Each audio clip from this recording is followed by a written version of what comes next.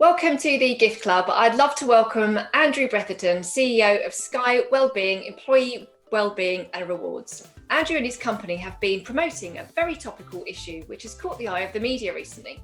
And this is the subject of redundancies and how companies must think about the emotional pressures as well as the financial ones that their unfortunate employees may have to face. Skye has a strong solution to ensure companies support the well-being of individuals as part of their severance package, and Andrew will be telling us all about it. We will also touch on employee retention, which is another precarious subject for companies who have had to change the way they work and their identity due to the impact of the pandemic and haven't taken into account the effects that this has had on employees. So thank you for participating, Andrew. It's really great to have you. That's great. Thank you for inviting me. Thank you. So Andrew, let's kick off with what the challenging times companies have ahead and the job losses that are at stake. Times are very different now, aren't they? Money will not buy happiness and health. What should companies be thinking about when they're getting ready to make jobs redundant?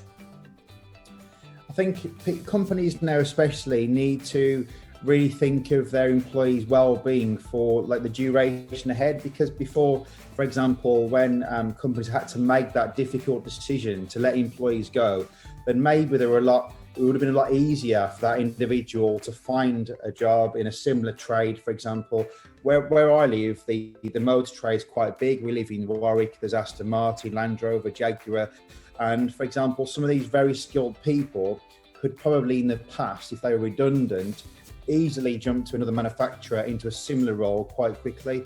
But at the moment, as there's literally mass redundancy across the UK in many different industries, and some of these people now will face unemployment for quite some considerable time. So companies need to think of, obviously, in addition to their financial package, their redundancy package, they also need to take into consideration that individual will face a much more difficult challenge than they may have done so in the past.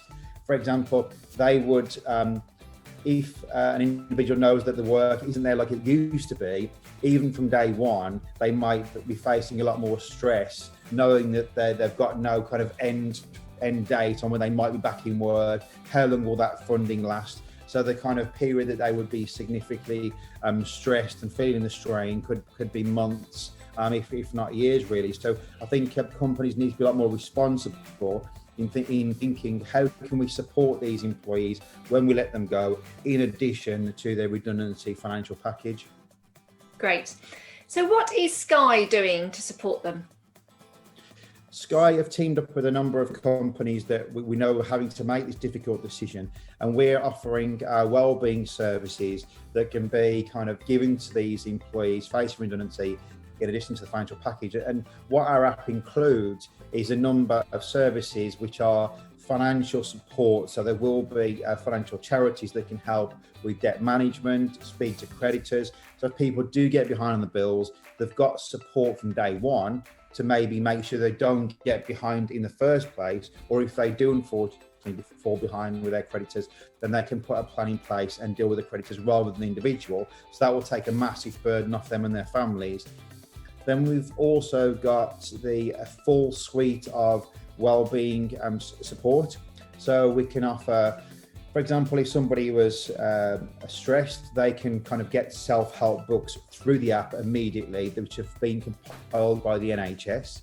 If they want to go one step further, at the touch of a button, regardless of the topic, they can be connected to a call centre where a specialist will help them kind of through their mental health, wellbeing support, whatever that may be. And if they need to go even further, they can contact the emergency services, or they can kind of arrange face-to-face counselling for no extra cost. And then in the future, they can kind of continue that plan and feed that information to that individual's GP. So literally, and all these services are no extra cost. So if we gave a company a package, for example, at just £5 a month per person, they could roll that out for 6 months. And there's no additional cost whatsoever to the company other than that initial upfront fee. So they know that that employee has got 6 to 12 months support in lots of key areas, including the financial support and the wellbeing support. And those two elements are just one of a number of features within the app that are all easily accessible with a click of a one touch of a button, really. In the opposite direction then, Andrew, the retention of employees can be a challenge for companies when there is so much change. For example, there's been a huge shift in digital offerings for companies that they didn't offer them before, and some companies were not digitally future-proofed at all and have taken on a whole new identity which can affect current employees in many ways. But from your experience, what real problems are companies trying to solve with retention? Retention really is kind of trying to can be a vicious circle. For example, when you do have staff leaving, it's not normally just about money.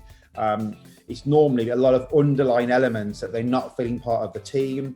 They're feeling there's no kind of career progression. They kind of see maybe more senior staff being recruited from elsewhere into the business. They can't see themselves climbing up the ladder, or they're not learning new skills, so they're kind of feeling kind of stagnant in that job role. So really it's more of like deeper problems than just kind of finance that is the issue. And then of course, maybe when companies can't invest in the well-being of their staff or training because they are in that vicious circle of obviously employees leaving, then spending significant amounts of money to recruit new staff, then to train them up. It's a big wheel that carries on.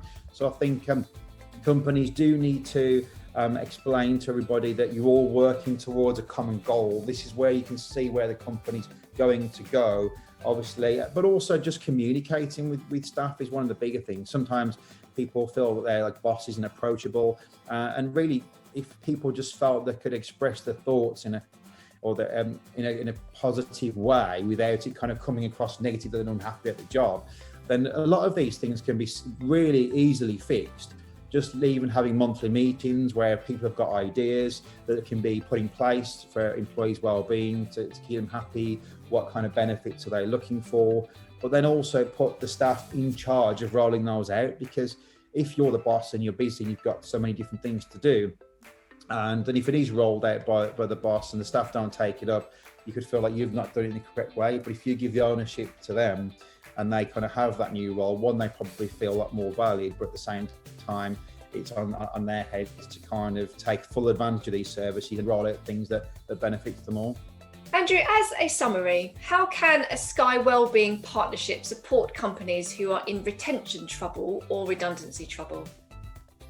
Skye can really support obviously companies in that way in a very cost-effective and easy to roll out way. I do appreciate at the moment, with very uncertain times, that companies are going to be reluctant to spend a lot of time rolling out new benefit schemes to employees or ways to kind of combat retention, because there's so much going on and challenging times every single day, and also uncertain kind of market conditions where people are reluctant to spend significant amounts of money.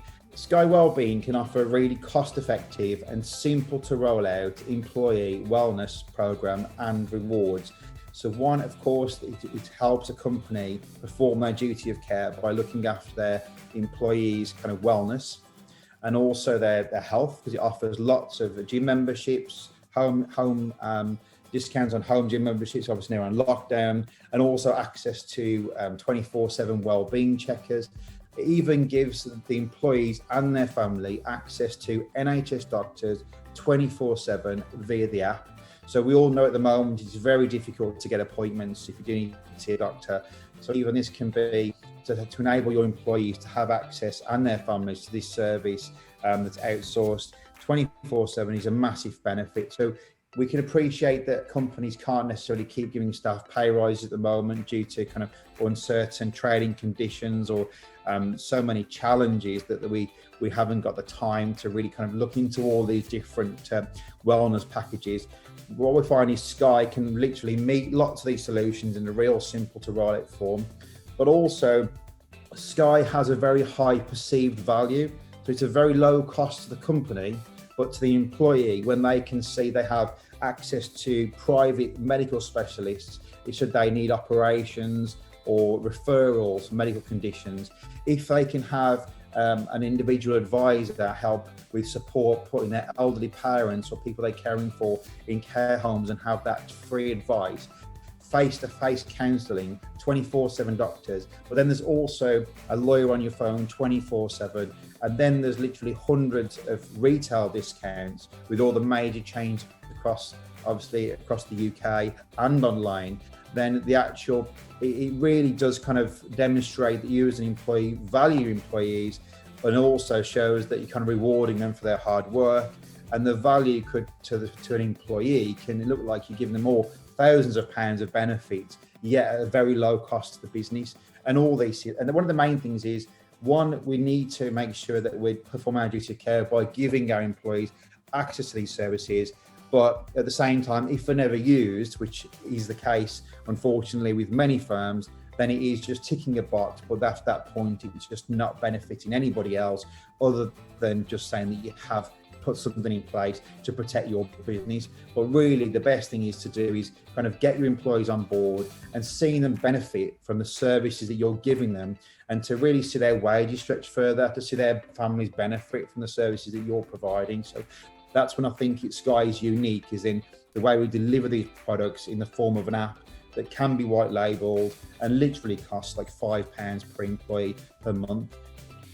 Sounds like a no-brainer, really, doesn't it? You know, it's so convenient for employers and employees all in one, and especially right now when employers are fighting with, you know, employee engagement and the stuff that's going on because of the pandemic, and the employees are fighting to stay engaged and want to be motivated, and having, you know, want people to understand that it's difficult for them as an employee right now. And that sort of sorts out a problem between the contract between them both, looking after their mental health, their well-being, and being convenient all at the same time in one app. I think it's a no-brainer. Absolutely. Personally. It's been lovely talking to you, Andrew. Thank you so much for your time and for participating. Fantastic. Pleasure as always. Have a good day. Thank you. Thank you.